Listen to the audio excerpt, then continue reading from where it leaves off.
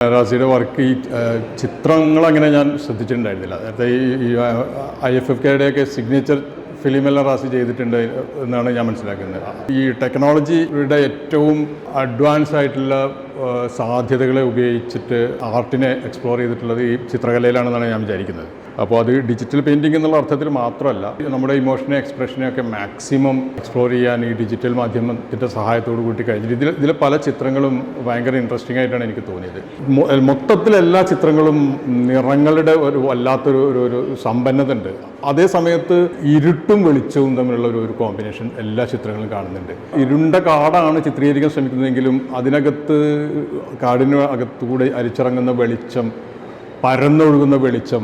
അപ്പോൾ എനിക്കൊണ്ട് റാസി ഈ ഇരുട്ടിനെ ചിത്രീകരിക്കുമ്പോഴും വളരെ ഒപ്റ്റിമിസ്റ്റിക് ആയിട്ട് വെളിച്ചത്തെയാണ് പ്രൊജക്റ്റ് ചെയ്യാൻ വേണ്ടിയിട്ട് ശ്രമിക്കുന്നതെന്ന് എനിക്ക് തോന്നി. എങ്ങനെ വേണമെങ്കിൽ നമുക്ക് ഇൻ്റർപ്രറ്റ് ചെയ്യാം. ബോംബൊക്കെ ഇട്ട് തകർന്ന കെട്ടിടത്തിന് മുന്നിൽ സ്ത്രീ നിൽക്കുന്നുണ്ട്, ഒരു മുസ്ലിം സ്ത്രീ. വേണമെങ്കിൽ നമുക്ക് ഫലസ്തീനായിട്ടോ അല്ലെങ്കിൽ യുദ്ധത്തിൻ്റെ ഏതൊരു ഭൂമികനായിട്ടോ നമുക്കതിനെ കണക്ട് ചെയ്യാൻ പറ്റും. അത് വളരെ ഇരുണ്ട പശ്ചാത്തലമാണ് അതിനകത്ത്. ബോംബ് വീണ് തകർന്ന കെട്ടിടം എന്നുള്ളൊരു ഇരുണ്ട പശ്ചാത്തലം, പിന്നെ അതിന് ടെക്നിക്കലി അതിൻ്റെ നിറങ്ങളൊക്കെ ഇരുണ്ട പശ്ചാത്തലം, ഈ സ്ത്രീയുടെ വസ്ത്രവും അവരുടെ ഈ മുഖവും ഒക്കെ ഒരു ഇരുണ്ട നിറവും ആ ഒരു ഇമോഷനാണ് നമുക്ക് മുന്നോട്ട് വരുന്നത്. പക്ഷേ അതകത്തും അവരുടെ കണ്ണുകളിൽ ഒരു വല്ലാത്തൊരു സ്പാർക്ക് ഉണ്ട്. അത് എല്ലാ ചിത്രത്തിലും ഉണ്ട്. അപ്പോൾ ഏതാണ്ട് എല്ലാ ചിത്രങ്ങളിലും എനിക്കത് അങ്ങനെ ഫീൽ ചെയ്യുന്നത്.